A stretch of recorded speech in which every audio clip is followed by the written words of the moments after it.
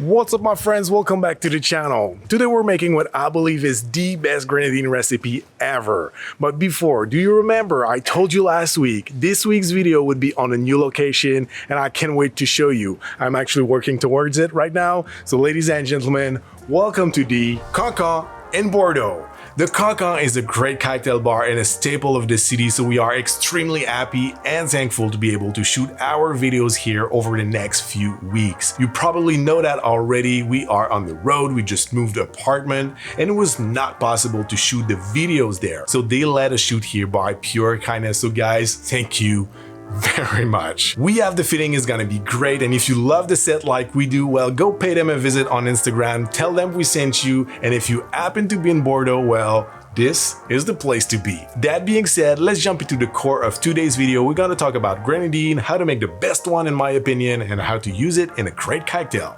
Let's go. Alright, so grenadine, there's a lot of DIY recipes out there, and to be honest, most of them are tasting great, but I also believe that most of them comes with a very unappealing and brownish color, and I think when we use grenadine in a cocktail, we're not only looking for that great taste, we also want that beautiful, vibrant red color. So how to achieve that without complicating too much things? It is very simple actually. We're always telling you to use fresh fruit juice, and with pomegranate it's the same thing. It's not complicated, it can get a little bit messy, but it's very simple to make, and if you do so, not only you will get a better taste, you will get the perfect color. Once you have your fresh juice, everything else is the same. All you have to do is to mix equal parts by weight of the juice and sugar, and for every 100 ml of grenadine, you simply add 1.5 ml of orange blossom water. And one last important thing, do not heat the juice to dissolve the sugar. Simply use room temperature juice and the sugar will dissolve easily. This will prevent you from ending up with a comfy flavor or jammy grenadine, and you will keep that beautiful and vibrant color.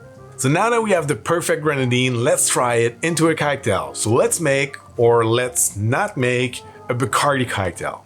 The Bacardi cocktail was created in the early 1900s in Cuba, and back then it was just a daiquiri using Bacardi rum. But when this recipe was brought to the US, it got very popular and a lot of people started to use grenadine instead of sugar. But there's also one more thing that people started to change. They kind of stopped sometimes to use Bacardi in the cocktail. But because it was a very popular drink, Bacardi didn't want to lose any sales, so they went to court to force people using their rum in this drink, and they won. So from then, you had to use Bacardi if you wanted to sell a Bacardi cocktail. Today, I'm not gonna use Bacardi in my cocktail. As I told you in my daiquiri episode a few weeks ago, Bacardi is no longer what it used to be. Back to when the daiquiri or the Bacardi cocktail was created, the rum was funkier and grassier, and I believe this drink really beneficiates of such kind of rum. So because of that, today we're gonna use one rum that I believe is today similar to what the Bacardi was back then. I'm not calling it a Bacardi cocktail, don't sue me. Let's call it the Grenadine Daiquiri, but follow the same specs.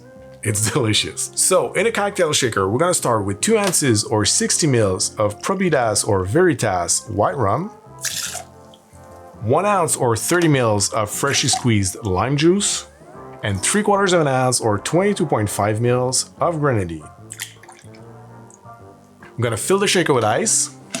You know guys, I haven't stepped foot behind a real bar in almost a year, so I must say this here feels really good. That being said, now it's time to shake the cocktail. It's a daiquiri, it needs to be ice cold to be great, so we're gonna shake it for at least 10 seconds, and we're gonna shake it vigorously.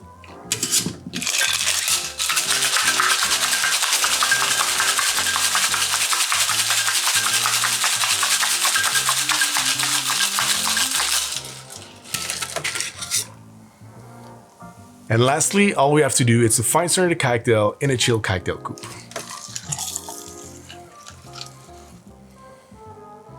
And there we go my friends, this is how we make the Grenadine Daiquiri. Now, let's taste it. Cheers. This is wonderful.